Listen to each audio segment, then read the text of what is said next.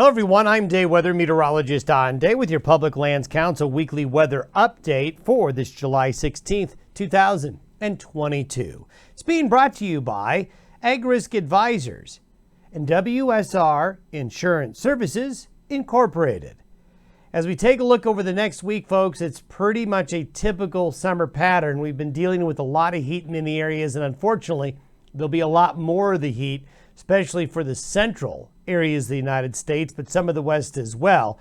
So there's really no significant cooling trend coming. Sans a weak cool front that'll go across the northern plains and northern Rockies Tuesday and Wednesday of next week. That'll cool things off a little bit for the most part.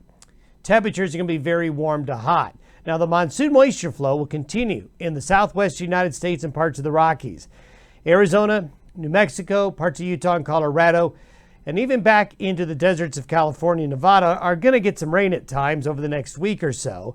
And some of that moisture will occasionally get further north into Wyoming and Montana, but it will kind of come and go. We do have dry areas, dry pockets in parts of the central especially and western Corn Belt areas that at least over the next 7 to 10 days is going to be a concern as we need more rain in Nebraska, the Dakotas, and parts of Oklahoma, Kansas, Texas, as well as some western parts of that Corn Belt. Take a look at the latest drought monitor. We can see that western Corn Belt area continuing to be quite dry. Now, there was some rain there earlier in the week, and this dry area right here is going to be getting some rain as well. We continue to have this real dry pocket in north central Montana, and we continue to have this expanding area of dryness in southeastern Wyoming, western Nebraska, parts of western Kansas, and continued very dry conditions in Texas and back to the southwestern United States. Over the last week, though, we continue in these green areas show where there's been improvement. Montana's seen some improvement. Parts of Colorado and New Mexico have seen improvement. Notice this dry patch, these dry conditions really accelerating here in parts of the central and south central United States. In the last week, the better rain has been up north along the U.S.-Canadian border. Now, we've seen that monsoonal moisture here in parts of the southwestern areas of the United States. And then we've had thunderstorms travel along I-80 and then curve across parts of the Corn Belt. And then the southeastern United States continues to be very wet. Notice this area right here where rain's been lacking. This continues to be a concern, as I think this pattern is going to continue for another week or so, where the better rain chances go around that area in the central United States.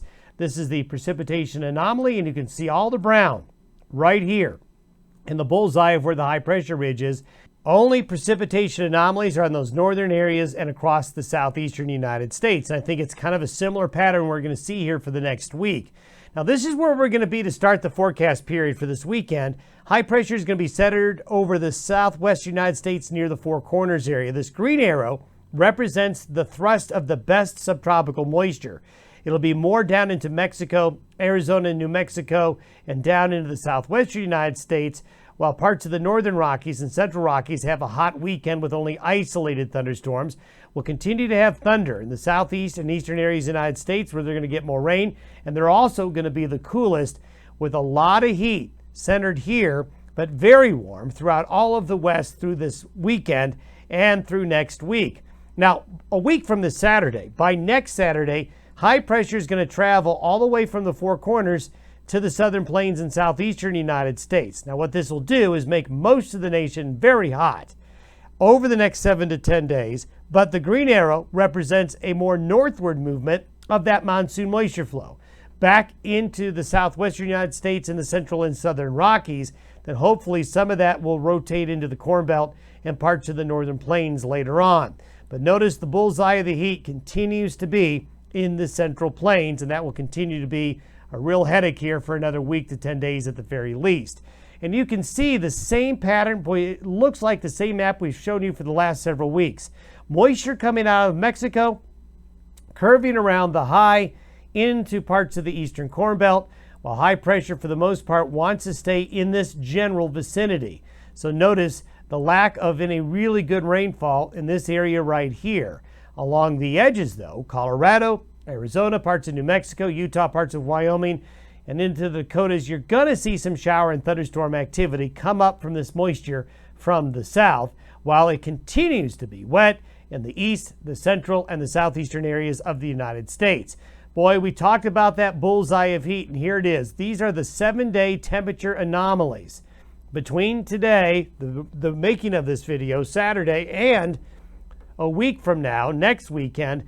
The heat is centered over the Dakotas, Nebraska, Kansas, Oklahoma, and parts of Texas, while on either end of that heat, temperatures relative to the 30-year averages will be cooler than average. Our next update will be the 23rd. Have a great week ahead.